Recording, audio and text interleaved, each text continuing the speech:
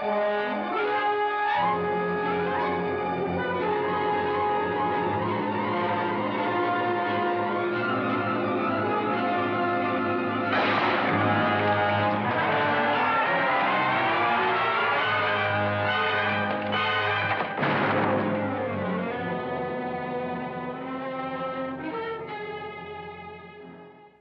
monster fans often have disagreements about our favorite fright films, but there's one point on which nearly all of us agree, that Abbott and Costello Meet Frankenstein is probably the best horror comedy ever made, just as fresh and funny today as when it was new. The timeless comic genius of Bud Abbott and Lou Costello has a lot to do with it, but so does the irresistible presence of our favorite Universal monsters in their final appearance together. Lon Chaney as the Wolfman, Bela Lugosi as Dracula, and Glenn Strange as the Frankenstein monsters somehow managed to retain all the dignity befitting classic horror icons while lending their talents to some of the most hilarious set pieces to ever come out of Hollywood. Want to find out how it all happened? The story starts in 1948 at a little-known tourist attraction in La Mirada, Florida, McDougal's House of Horrors.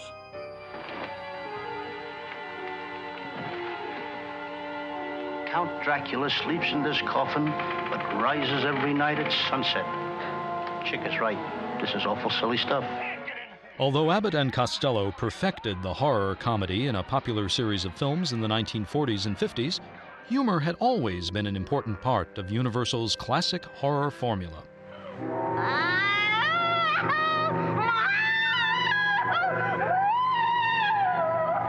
Masters of the genre, like director James Whale, always understood that laughing and screaming were just two sides of the same coin. Here we go gathering nuts in May, nuts in May, nuts in May. Here we go gathering nuts in May on a cold and frosty morning. Whoops! While Abbott and Costello Meet Frankenstein became one of the comedy team's best known and most loved films, neither Bud or Lou ever anticipated careers having anything to do with monsters. Bud Abbott's family was in show business. They were with the circus and later with burlesque. And at the time, burlesque was very clean. And that's the form of entertainment where you have stripteasers and comedians, basically, the two things that really appeal to a male audience. He got into burlesque, and he was in burlesque over 20 years before he met and teamed up with Lou Costello. Now, Lou was bitten by the show business bug, I think, from seeing Charlie Chaplin. Well, my dad actually came out to Hollywood the first time back in the 20s. And he had his heart set on becoming a dramatic actor. Charlie Chaplin was his favorite. That was his idol. But I think he also saw in Chaplin the element of acting, not just the comedy. So when he came out here in 1925, I think it was a hard road for him. He slept in parked cars. You know, it was real hard to get the work. Lou found jobs as a studio construction worker and stuntman, but only occasionally as an actor. It was Dolores Costello, however, that told him to go back on the road, perfect his craft, and let Hollywood ask for him and then come back out. So he hitchhiked en route back to New Jersey and got as far as St. Joe, Missouri. Stranded in the Midwest, he took a job as a baggy pants comedian, work that kept him employed for several seasons. Then, on the burlesque circuit in 1936, Lou Costello met Bud Abbott. I believe Bud had taken over for my dad's straight man who was sick one night, and I guess chemistry was there and history was made. They are a classic combination that goes back to Greek comedy of contrasting styles, the short, the tall, the thin, the fat, the smart, and the dumb. It's a combination that everybody can identify with and everybody kind of sees themselves in at some point and can laugh at. Plenty of people were laughing, and Bud and Lou soon took their famous burlesque routines to the airwaves.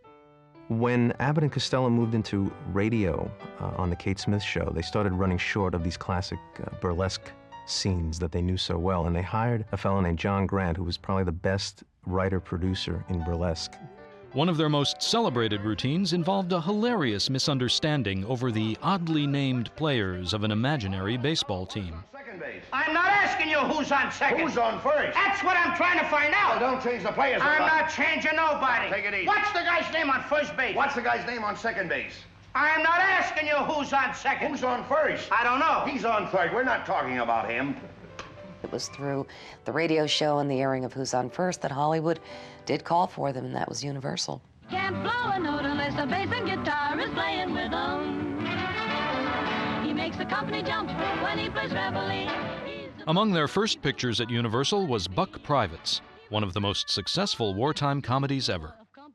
1, 2, 3, 4. Bingo. Quiet. Well, I had it. Never mind that. Let's show around. Let's show around. Why don't you make up your mind?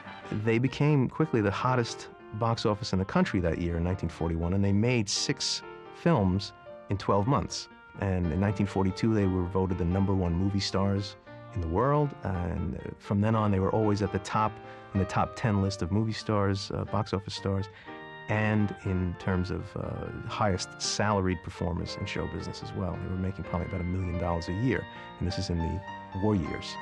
The team of Abbott and Costello was Universal's hottest commodity in the early 1940s. But the studio had another lucrative wartime franchise, Monsters. In 1942, while Bud and Lou were shooting on a nearby soundstage, Universal was conducting a strange experiment, pairing 2 of its most popular monsters in one movie. Abbott and Costello took notice, but it wasn't a movie they had in mind. And Abbott and Costello had considered doing a Broadway show with the monsters, with Frankenstein and the Wolfman and Dracula. And this was about 1943 or so. Abbott and Costello were stage-trained comics. They had come out of burlesque, they'd done Broadway, and they really missed performing before a live audience. Unfortunately, they couldn't really spare the time to devote to a Broadway show, and I think that logistically it would be very difficult with the makeup demands and things like that. So that idea was kicking around the lot for a while, and then finally in 1948, the perennial question came up, what do we do next with Abbott and Costello? And their producer, Robert Arthur, said that, why don't we team them up with the monsters? Although the concept was promising, the screenplay had some problems. Well, Lou Costello hated the script. He went into Robert Arthur's office, the producer, and he said, "You're not serious about making this. My daughter could write something better than this." But as far as Universal was concerned, there was gold in them thar chills. And Bud and Lou had already demonstrated their flair for comedy thrillers that really performed at the box office. Yes. Wait a minute now, just a minute here. Hold That Ghost was the first scare comedy that they did, and it was such a big hit also, along with Buck Privates, that they tried to work in scary scenes for Costello in just about every movie, because his scare take was just so great.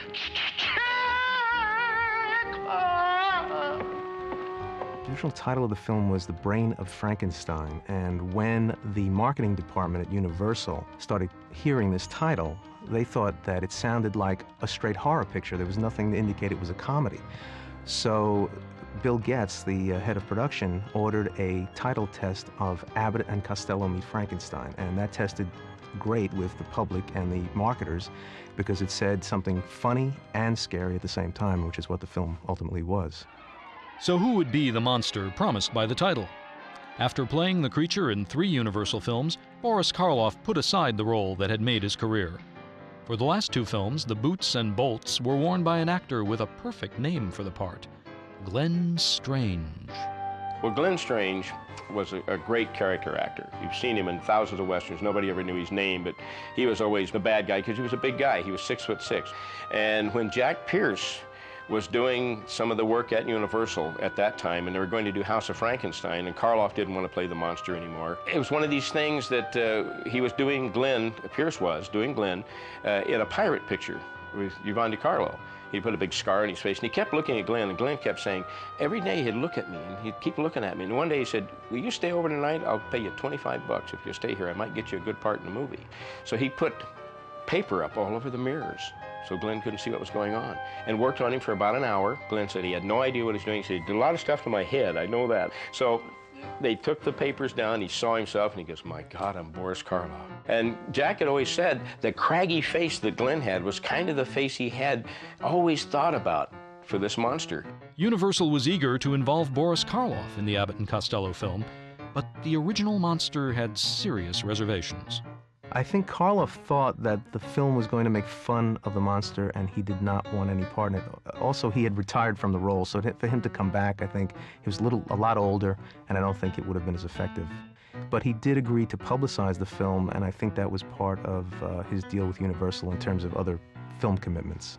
The part of Count Dracula would seem to have been tailor-made for Bela Lugosi, who originated the film role for Universal in 1931. There's this whole perception that Bela Lugosi played nothing in the movies at all other than Dracula. But really, even though he played other vampire characters or vampire-type characters, he only played Dracula twice. And the second time, 17 years later, is Abbott and Costello Meets Frankenstein. But the studio had other casting ideas.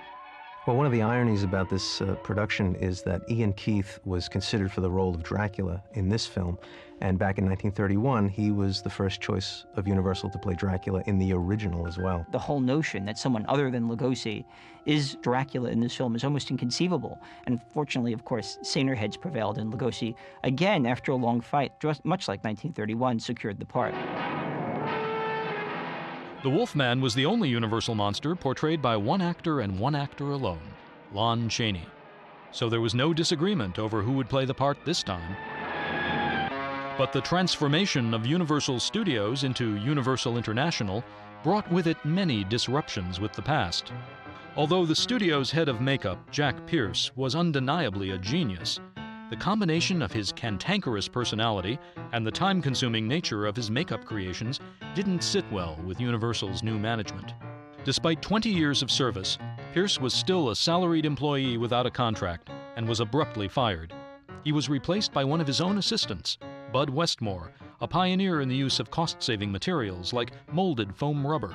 They required Westmore to come up with a new way of doing the monsters' makeup to get the production moving on time, because they didn't really have like 6 hours to spare on makeup. Now this is Lon Chaney Jr. as the Wolfman from Abbott and Costello Meet Frankenstein.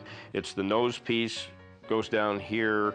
This is the forehead piece, and they glued this on, and it was more of a mask this time than the way Pierce did it, because Pierce again did all the build-up stuff, and this was a lot more comfortable for Lon to wear, because the whole rest of this was a mask, actually. It came down over his upper lip, and they streamlined the makeup quite a bit. But here again, this was quite a bit faster to do. It probably took about an hour to put this on, which I'm sure Lon Chaney Jr. was very thrilled about. The Frankenstein monster makeup had always been particularly time-consuming. Westmore streamlined the process considerably. Now this is a very interesting piece. This is one of Glenn's actual headpieces from Abbott and Costello Meet Frankenstein. It's made of foam rubber, and it has incredible detail. Chris Mueller sculpted this, and it's very old. It's from 1948. Nobody knows why it's lasted this long. Glenn had given this to me, and he had it in a closet in a paper sack for years. Maybe that's the secret, put them in a paper sack, they'll last, I don't know. But the interesting thing about this, like with the clamps here, that nobody ever gets to see is, you can see they actually go into the head quite a bit, which is something you never got to see in any of the movies whatsoever, which is kind of interesting. Jack Keevan applied this makeup to Glenn, and this took between an hour and a half to do, where Jack Pierce, when he did it with cotton and collodion and all the ways he did it with the wax and the putty, took maybe 3 to 4 hours to do. Now, one thing that Glenn said was different about this than, say, Pierce's makeup is this being foam rubber and all, underneath here, when he would sweat a lot during the day, his sweat would build up in here. It had nowhere to go, and then when they would finally take this piece off, it would like rain down his face. The water would collect in here. He'd have about a half a cup of water inside of this thing, where the cotton and collodion, of course, that Pierce did, it just absorbed, and it was different. But he really preferred this makeup over Pierce's on account of this was just much, much easier to get in and out of from anything, and a lot more comfortable. Now here's a head of Glenn as the Frankenstein monster from Abbott and Costello Meet Frankenstein. This is one that I casted up years ago over at Don Post Studios. This is out of the original mold, and the reason they did a head like this in the film, in the end of the film you see Glenn walking down this pier, and it's on fire. And he ends up crashing and falling through the pier. Well, they didn't want to do an actor doing that, so they made a full-size dummy and had it rigged from over the top on sort of a rig that would move with the dummy and hold the arms up, and they made a head up just like this to put on the dummy. And then they scooted the feet with boards. They had it on 2x4s and to scoot the feet, so you actually saw it walk, and then they had it actually, you saw the actual body fall through into the flames. Two of the favorite things in my collection are these monster boots you see behind me here. It's from Abbott Costello Meet Frankenstein that Glenn Strange gave me years ago. He wore these boots when he and Bela did this midnight spook show after the film came out. And that's how he ended up with these. And they're great. They look very large and they are big. He was 6'6", a big man.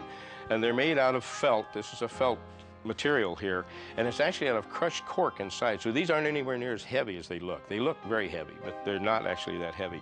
There's actually a pair of his shoes inside here, if you could see inside. So it was like slippers, so he could slip them on and they would fit him well. Otherwise, he'd just flop all over the place in there.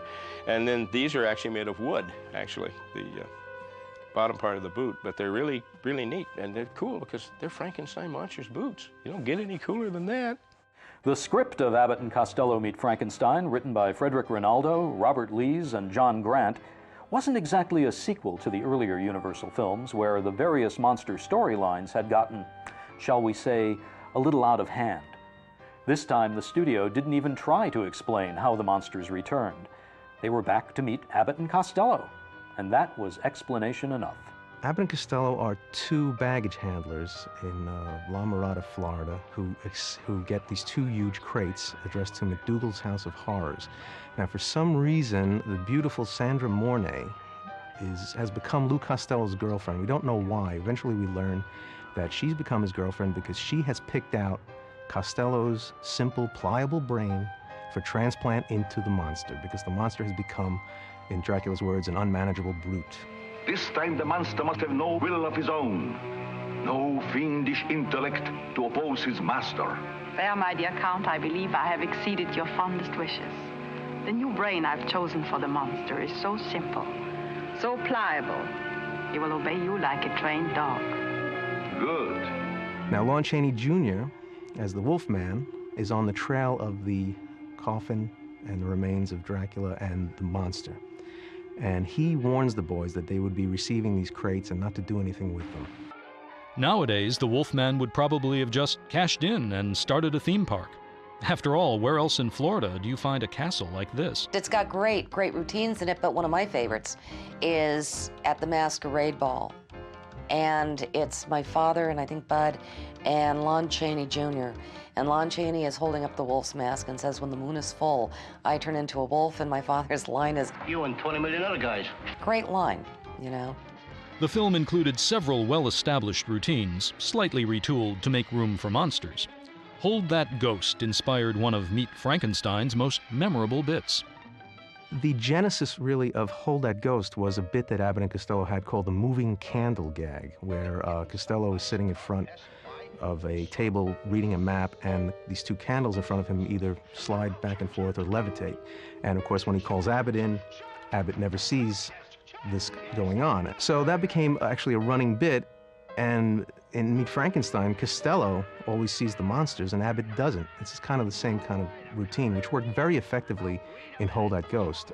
Now, in Meet Frankenstein specifically, they took the moving candle bit and put it on Dracula's coffin. So when the coffin starts to open, the candle slides, and they do the bit again, but in a distinctly different method. There's another scene where Costello mistakes the real Wolfman for Bud in the Wolfman mask. And of course, he pokes him, he pulls his nose and everything. And this was a standard Abbott and Costello bit that they had also done in the Naughty 90s, where Abbott said, I'll put on a bear suit, I'll pretend to be a bear, and you'll wrestle me and impress people or scare people away. And of course, a real bear gets in, and Costello, unbeknownst to him, wrestles with a real bear.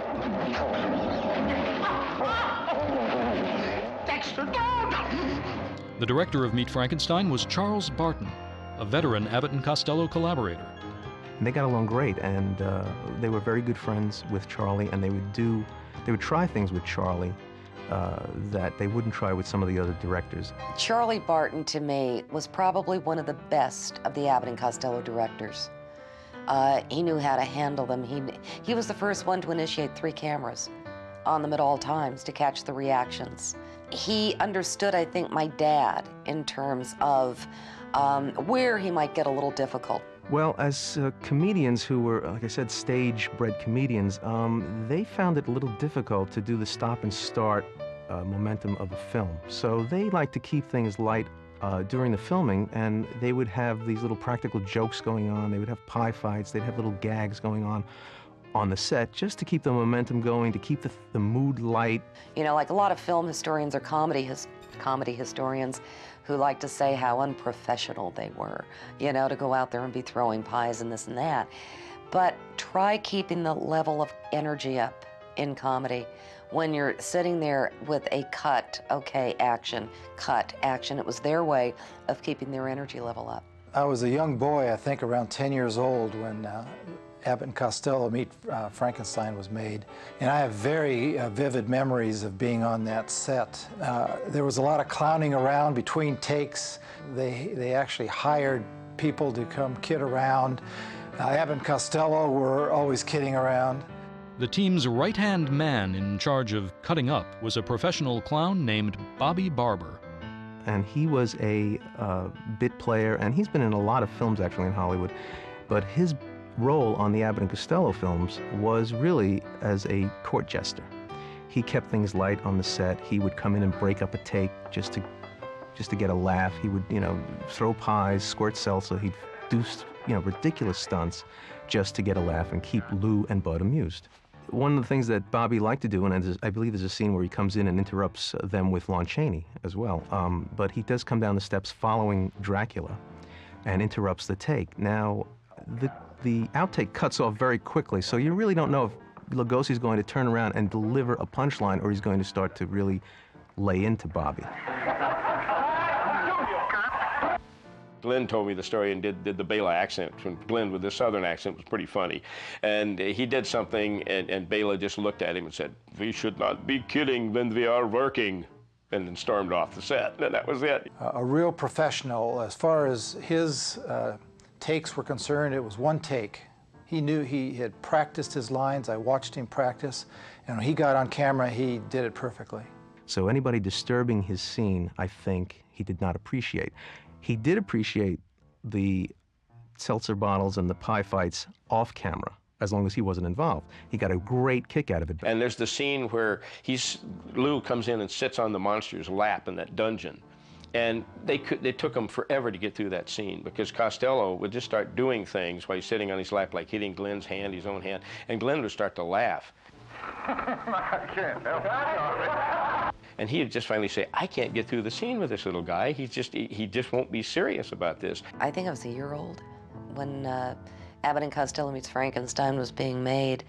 Story has it that my mother brought me onto the set, and Glenn Strange, who played Frankenstein, loved kids, and he saw me and he moved towards me. I get completely done up with as Frankenstein, and my sister said that you took one look at him and just screamed bloody murder to the point where I guess they had to get me off the set, you know, fast. I mean, that was it. Just broke down.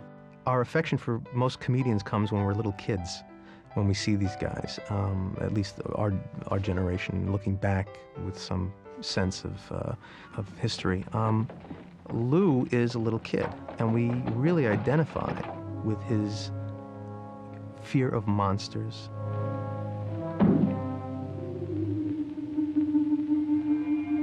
I mean, children as young as 3 have watched Abbott and Costello Meets Frankenstein and have never really been scared to death, but they've laughed a lot. It's when you can incorporate that comedy and the slapstick into something that can be very, very frightening, especially to children.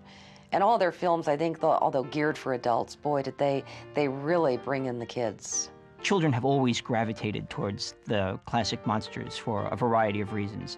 You know, I think young people, for instance, like the Frankenstein monster because, like themselves, they're not sure of their place in the world, and they're not sure of their own origins and their own powers. Don't be afraid. He won't hurt you. And, you know, of course, the Wolfmen, there are all kinds of hormonal changes that we won't even talk about. And Dracula really has always been about the mysteries of sex and sexuality.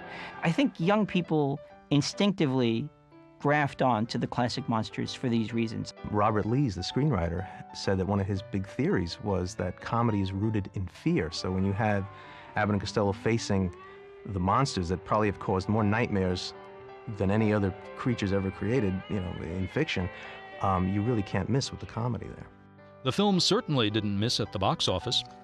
It was actually the second cheapest production by Universal that year, and it turned out to be their second biggest moneymaker that year.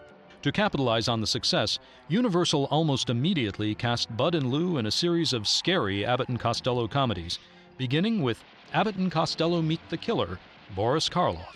And Boris Karloff was really signed just to really bring the Frankenstein cachet into this film. It's really a detective comedy, basically. It was written originally for Bob Hope and was adapted for Abbott and Costello. And in fact, Karloff's character in the original screenplay was a woman.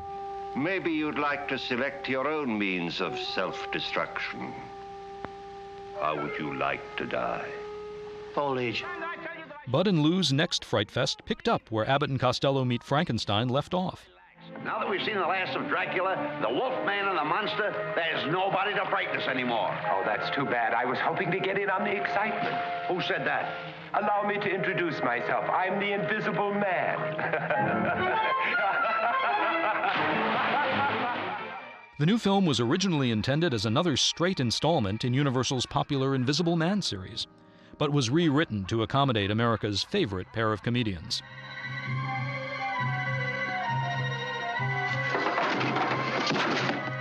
They, of course, added the Abbott and Costello routines to it, and it kept evolving. And, of course, the great scene in this is the boxing sequence, which the Invisible Man is the third man in the ring with Lou as the boxer. And then Lou's career as a boxer, grows and grows because the Invisible Man's in the ring helping him.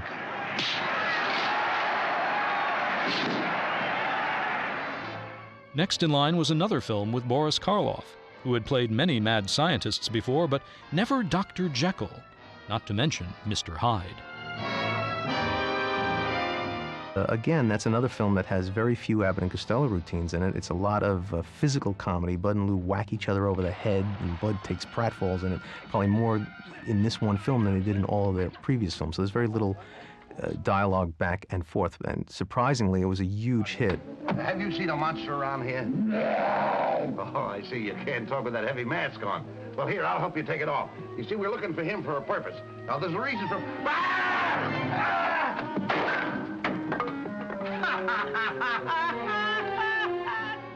As early as House of Frankenstein, Universal wanted to team up The Mummy with its other classic monsters, but somehow it never worked out.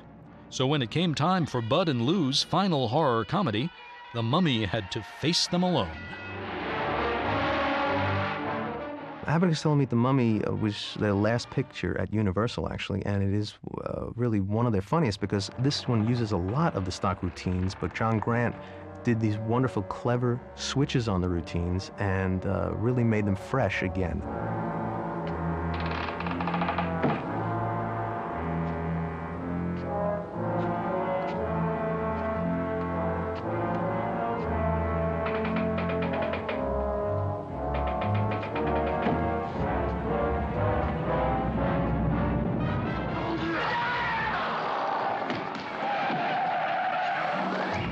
By the 1950s, however, old-time burlesque was becoming less and less fashionable with audiences. I think my father started to see that the comedy was kind of coming to an end. There was a change occurring, too. You could start to see the trend was going more towards what would eventually be the Lenny Bruce comedy, which would take it into a whole other realm. And my father never felt you had to be dirty to be funny. And that was not the point of their comedy. Abbott and Costello were, very much family men. They weren't out carousing at the nightclubs in Hollywood and things like that. Bud Abbott was married to his wife for 55 years when he died, and Lou Costello was married to his for 25 when he died. They were very decent men. They supported their families, and the kids don't have any mommy dearest stories to tell about these guys. They were really wonderful guys, and everybody who worked with them said the same thing. They were generous, they were fun to work with, and they were good guys.